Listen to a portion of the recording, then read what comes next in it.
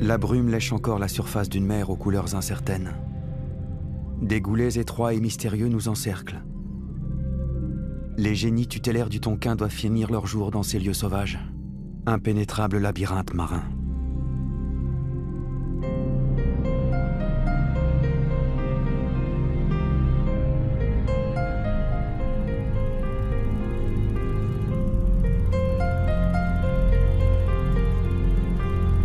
Mes parents nous parlaient souvent de ce grand-père, disparu en Indochine, dont les malles au trésor conservés au grenier ont longtemps nourri mon imaginaire. Cartes, notes, images incertaines et fascinantes, contrées lointaines aux noms exotiques, Laos, Cambodge, Cochinchine, Annam, Tonkin. Au crépuscule des années 30, l'Indochine est un territoire riche en matières premières à la société profondément inégalitaire. La perle de l'Empire est un creuset du nationalisme et de l'anticolonialisme. Les rues d'Hanoï et de Saïgon bruissent de rumeurs. Au péril intérieur s'ajoute la menace du conflit sino-japonais aux portes du Tonkin. À 9000 km de là, l'Europe est au bord du précipice. Au fil de ce récit, aussi incomplet et subjectif soit-il, se dessinent les contours d'une expérience combattante, les fragments d'une mémoire à la fois unique et multiple.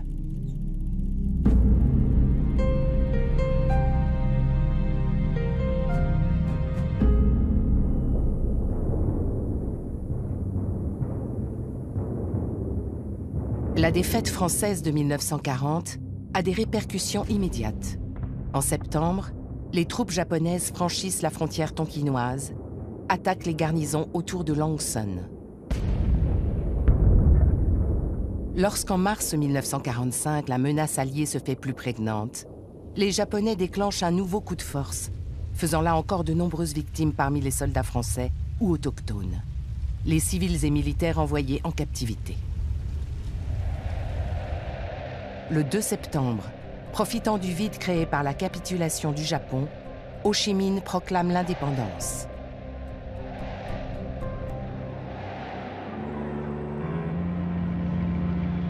Octobre voit l'arrivée du général Leclerc, puis des premiers éléments du corps expéditionnaire, rapidement engagés en Cochinchine.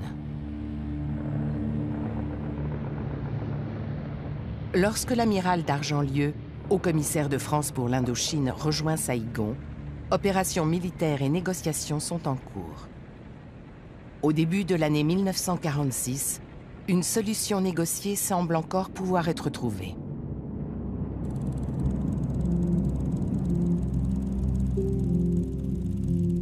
À bord du Pasteur, des légionnaires, des artilleurs, des gendarmes, des cavaliers. Toutes les armes et toutes les races par petits et gros détachements. À l'aube, le Cap Saint-Jacques et enfin Saïgon. Moment émouvant. Le paquebot est encore un morceau de France. Qu'allons-nous trouver dans ce pays inconnu ?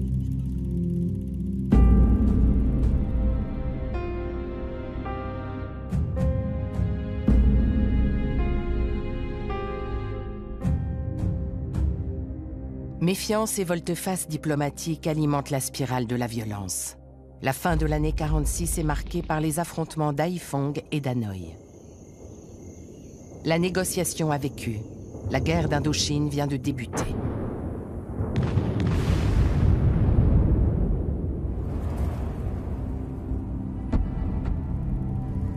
La guérilla Viet Minh ne nous laisse aucun répit. Locomotives à récupérer au plus vite, voies et ponts à rétablir, avec le risque toujours présent d'être attaqué ou de sauter sur une mine. Maintenir le trafic est primordial pour le ravitaillement.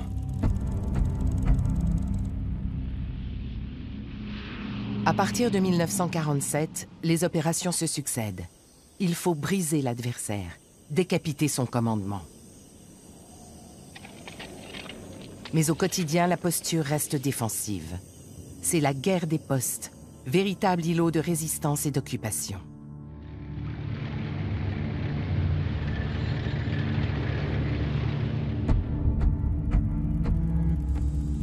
Le peloton est très souvent en batterie, en bord de digue.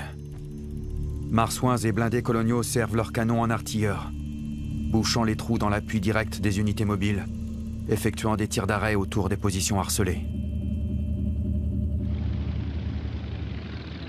Dans le contexte de la guerre froide, la France joue plus que jamais la carte de la vietnamisation. Des accords sont signés avec Bao Dai. L'État du Vietnam est proclamé. Sur le terrain, le recrutement de supplétifs autochtones s'intensifie. Aux opérations d'infiltration et de renseignement succèdent l'entretien des armes, le renforcement des défenses, les patrouilles et l'entraînement. Mes partisans, qui semblent indifférents à la mort, redoutent la nuit, les forces invisibles contre lesquelles ils ne savent pas lutter.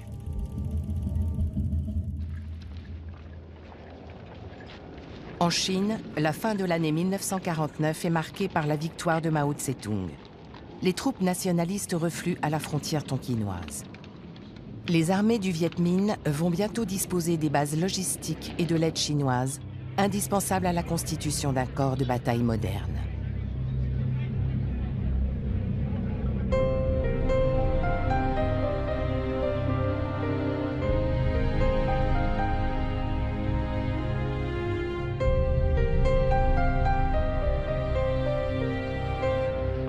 L'année 1950 est marquée par le déclenchement de la guerre de Corée.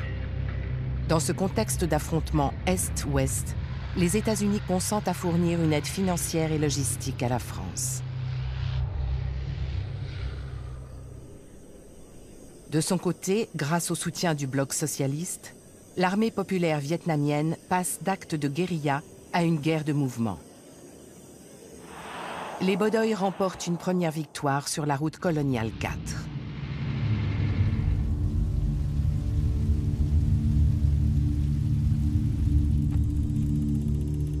Dans l'avion qui nous emporte vers Hanoï, des soldats vietnamiens, européens et marocains, rescapés de la RC-4, épuisés par les marches harassantes sur les pitons, dans les rizières ou le lit des torrents, sans savoir d'où vient le Viet, ni d'où il attaque.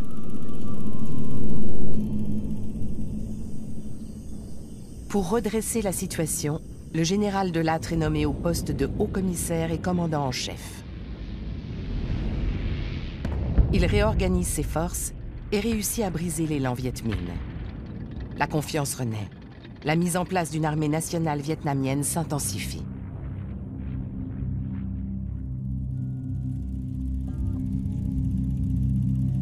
Parmi les cadres de cette nouvelle armée, le jeune Tran.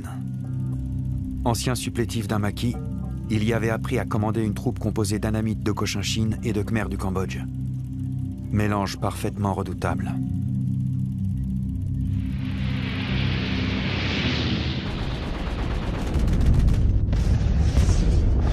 En 1952, le général Salan, successeur de Delattre, réussit à contenir les assauts sur Nassan.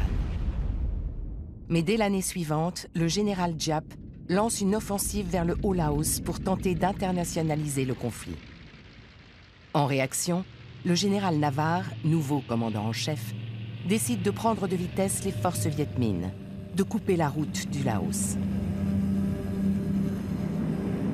Le 20 novembre 1953, les premiers parachutistes sautent sur Dien Bien Phu.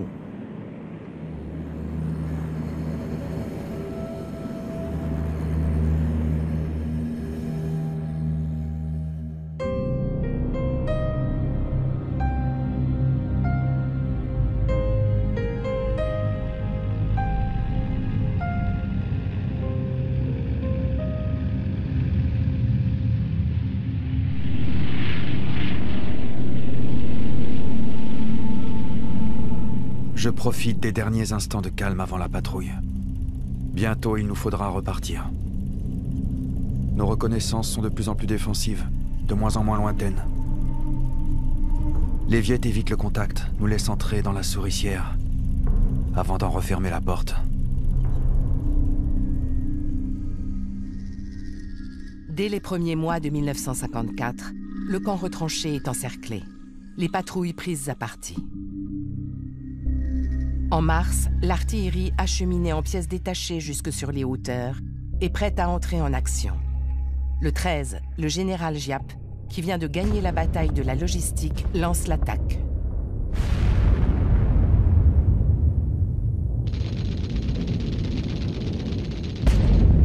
Chaque point d'appui donne lieu à des combats acharnés, mais l'un après l'autre finit par tomber. La bataille cesse le 7 mai. La plupart des survivants ne résistera pas à la longue marche ou aux conditions de détention.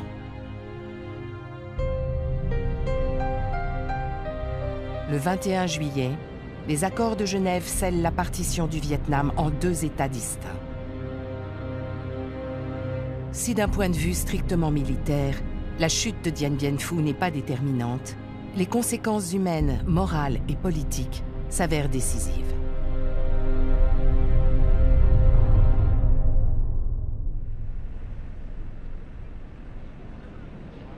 En 1956, les derniers soldats et ressortissants français quittent le territoire, suivis par de nombreux expatriés. Serviteurs autochtones, enfants eurasiens et leurs mères, pour la plupart épouses ou compagnes de militaires.